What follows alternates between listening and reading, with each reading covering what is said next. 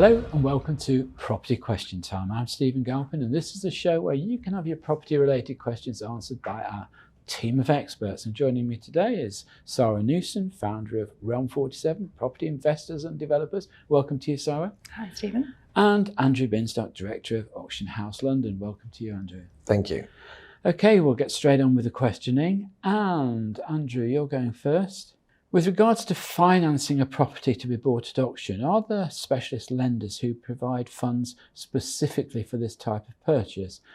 I worry that if you can't specify the eventual purchase price, any application for funds must be quite difficult. Okay, so you've touched on a really important point, which is the before you bid at auction, you must always double check that you're going to be able to fund your purchase. You need your 10% deposit on the day. That has to be liquid cash, so there's no funding for that. And then, of course, you've got 20 working days, or as otherwise stated, if different, to pay the balance, the completion monies. There are many lenders who are happy to fund auction purchases, subject to meeting certain criteria. So things like short leasehold flats and whatever are always going to be cash. But there are lots of people who believe you can't fund an auction purchase. You can. And if a traditional lender isn't prepared to go ahead and complete for you, then there are what's called bridging lenders out there, and there are lots of them. We work with a whole number of them. They're all very reputable, very good. And they are your sort of, I don't like to say this, but they sort of get out of jail free card if you need it. So if you've gone down the traditional route of just trying to use a regular bank, you found as you get towards your completion date, oh my goodness, I'm not going to be able to do this, then you can quickly call up a bridging lender, and it's a short-term loan while you get yourself sorted. But it's really, really important that you suss all this out before you bid. As you said, if you don't know what the eventual purchase price is going to be, how can you commit? Well, a lot of people get pre-approved finance up to a certain level, and then that effectively becomes their maximum. And then they have to just make sure that they don't get bullied by people like me into going over and above, because they might get very excited on the day and they get carried away. I can't imagine you taking advantage of I would, that, right? obviously, I personally would never do that to anyone, but it has been known that people get carried away in an auction and find themselves going slightly over and above. I can tell you this, there are not many failed completions at auction because that purchaser was unable to get their funding. There's always a way. There are failed completions at auction, don't get me wrong, but it's traditionally changing of mind, personal circumstances have changed, something's come to light about the property that was not disclosed, whatever it might be, but it's very rarely about the funding side of it, and that has changed a lot over the last decade or two. So I'm pleased to hopefully alleviate any worries or concerns that the viewers have about that. Well, I think in some ways, you know, if you go to a lender and they give you a ceiling of where to be, I think that can only be a good thing, can't it? Absolutely. Stop you getting carried away, stop you overcommitting. What do you think, Sara? Yeah, I couldn't agree more. And I think just to mention, I use bridging a lot. And it is something that's very user-friendly, not something to be afraid of. And, you know, in terms of using it for auction, I think Andrew explained that perfectly. But just to reassure people in terms of using bridging, if you are using reputable bridging lenders who have come through recommendation, or perhaps the auction house has linked you up with, then you've got that peace of mind that you will see it get through to completion. I certainly work with a bridging lender who I've worked with for a number of years now. And as soon as they say to me, yes, we will give you that money, I know they will give me that money. Is their criteria any easier than a what shall I say, a normal lender? No, I wouldn't say so. I would say potentially even a little bit harder, but it's a heck of a lot quicker. And the solicitors that you generally use are a lot quicker. They work more a bit faster rather than sort of we'll send an email and we'll follow up on it next week. They are more expensive. This is important that people don't understand this. They are more expensive. Yes. This is I mean, Sara's a professional, so it's different for her. But if you are not a professional, you're doing this for the first time, you're going to be in for more fees and costs than you would using a traditional lender. So don't assume that this is just a free run at it, but it is going to be much more effective than dropping your deposit. Well, you're going to get a double fee, aren't you? You're going to have the bridges fee, and then you're going to have your long-term lenders fee at the end of it. So within a 12-month period. Yeah. But it's better than not completing. because if Sure. you don't complete, you run the risk of either being sued to complete or dropping your 10% deposit, and no one wants to do that. Well, I think like most things in property, if you actually budget properly and you do your calculations properly and think about the worst rather than just the best, you know, and the one thing people often forget in property development is time. And of course, having bridging will focus your mind on time, and I think that's not a bad thing. Absolutely right. Okay, right. Sarah, can you assist me in creating a strategy for tenant selection, i.e. a process that will go as far as it can in creating a peaceful and harmonious HMO environment? Oh yeah. The winning formula. Yeah, yes please. I mean, you know, it's never going to be perfect, but I think, you know, groups are one thing. They come to you as a group, they're generally going to get along. So here we're talking about individuals that you're trying to match up into a house, which is generally professionals more so than students. And in my experience, I used to self-manage all of my professional HMOs and other people's. I used to have a letting agency specialising in high-end HMOs. So my thing was interview. The most important part of any tenant application process is interviewing them. They don't know they're being interviewed. I would always be at the viewings. I would be there to basically have a chat with them, have a conversation with them, and just an informal chat will help you understand what that person's character type is, what their priorities are, what their values are, and you know the existing tenants in there because you've already put them in, so you know whether they're going to fit or not in with the other housemates. I mean, if you've got somebody, even just age demographic, if you've got somebody who's in their 40s versus a house full of 20-year-olds, they're probably not going to end up enjoying living together. So it's best to try and keep people who have a similar lifestyle, you know, if they're going out. I mean, 40-year-olds still go out drinking. I was going to say, I'd love to be with a load of 20-year-olds in a big giant house. It'd sound fun. So that was my way of doing it. I do know of other landlords who remotely let their properties, and the way they do it is they ask the tenants to do the viewings for them, so the tenants actually choose who's going into the house. For me, there's risks that come along with that. Listen, in these days of equality and everybody being very touchy about that subject, I mean, you touched on something there, perhaps an age difference, or how would you turn them down? I just would say, because I had a lot of properties, not all mine, that sounded like I was gloating. I would have a lot of properties under management, and I would suggest that you look at this house, and I would explain why. I would explain it to that person. I mean, you touched on this before. Surely letting the tenants choose their own flatmates, housemates, whatever, is pretty important. I mean, when I was a student, I deliberately lived with 5 friends. Who wants to live with strangers? So you want to make sure you're going to have an enjoyable, peaceful time living in the house. So I think you're right. Like, it should be tenants interviewing their fellow tenants. No. Yeah. Well, what I'm also interested in this sort of situation, if you've got, say, a house full of 6, 7, 8 people, and one does become a little bit disruptive, but technically is not doing anything wrong, how do you deal with that? It would very much have depended on the situation. I mean, I've got an amazing property manager now who looks after my properties in Hull, and she just is fantastic with people. She will just go in and have a conversation, say, here's what's going on. Somebody's feeling this. How do you feel about it? And if it's something extreme and they say, well, this is my habits and I don't like washing up every time I've, cooked, and I like to leave it till the morning, and they say, well, actually, do you know what? I would like to move into another house. It might be something where then the manager would say, well, I've got another house if you want to move. So it just depends on the situation massively as to how you would handle it. If it was something a little bit more severe, where people felt threatened, then we would have used Section 21, but we're not going to be able to do that anymore. I was just thinking from the point of view of somebody, and it may be the case of this question ahead, somebody new going into the business, they've looked at buy-to-let and thought that's a bit like, watching paint dry. I think I'll have an HMO because it's a bit more exciting. But these are the things they've got to be aware of and be prepared to handle, aren't they? Look, honestly, reassurance again, I had very few problems in a lot of years. I still, 14 years now I've been in HMOs owning them, and I've had very few problems. So just to reassure people that it's not a frightening strategy to get into, it really isn't.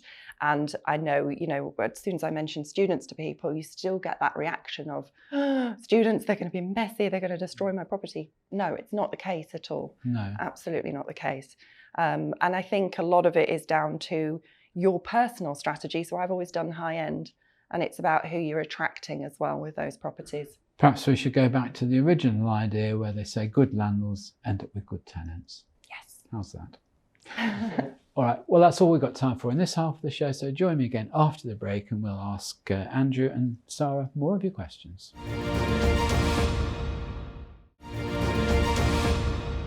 Hello, and welcome back to part 2 of Property Question Time. I'm Stephen Galpin and I'm joined by Andrew Binstock and Sara Newson. Welcome back, guys. Thanks. Is there a backup process for disposing of a property that does not get sold at auction? What would the expert's advice be in terms of remarketing?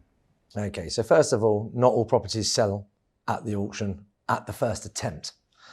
What then happens is there's this period of time immediately after the auction where the property, we would say, is still quite hot. So people will still ask about it.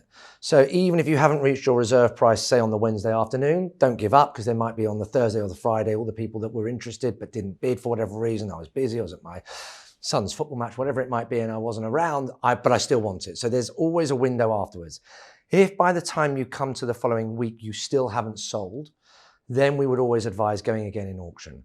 So just relist it for the next available one. We do 10 auctions a year, so you never got a long wait. There's always there's one round the corner. A prudent seller would probably lower the price to a level that the auctioneer has now advised where they feel comfortable they will get to the second time round, because you don't really want it unselling, twice in a row. Sure. So this happens a lot, and certainly a lot of the corporate clients we look after, they have to abide by certain valuations that they've had prior to it coming to auction in the first place. Compliance is through the roof for these people now, and they can't be seen just to sort of put it in at any old price and hope for the best, for fear that only one person turns up to bid and wins it too cheap. So this is what we've seen a lot of. And, to go back to the original question, we are seeing a lot of properties now that need 2 goes before they sell. So the first attempt is marketed at the levels that the seller is forced to market at.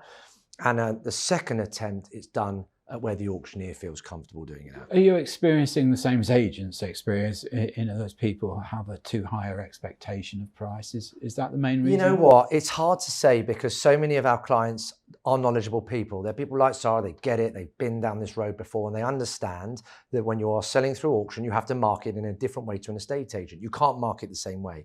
It has to look attractive. It has to create a competitive bidding environment to achieve the best price on the day. But that's still sometimes a hard sell when, even an asset manager's had 3 separate valuations, all at, 500,000, and we're saying, well, it's not going to get that. You've got to go in at 400. It's not an easy, it's not an easy conversation to have a lot of the time. So what ends up happening is we say, look, we'll try it at your numbers first. We'll, if to disprove and then we'll go again up and because it's because you're never sort of selling just to the one person that turns up.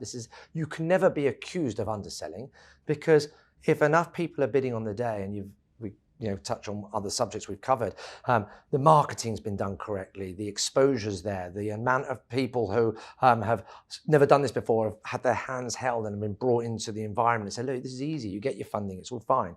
So as long as you've got that in place, no one could ever say it didn't sell for the right amount, even if that ends up being below the first attempt. I see. Sara, anything to add to that? I think, number one is they could be just unfortunate in terms of timing. The buyers weren't there at the time. But ultimately, Andrew hit the nail on the head. It's usually price. It's usually the reason anything doesn't sell on the open market. But something else that you could look at doing is, other than bringing the price down, is the property presented in its best light? Is it an empty property that really is targeting owner occupiers? Could you actually stage it? Could you do some virtual photographs photographs with furniture in and things like that.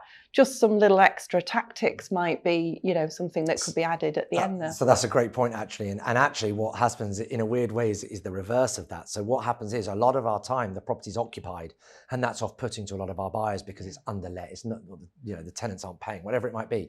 So the first attempt is when it's not presented well, because not necessarily from an aesthetic point of view, but from a physical income producing point of view, it's not showing so well.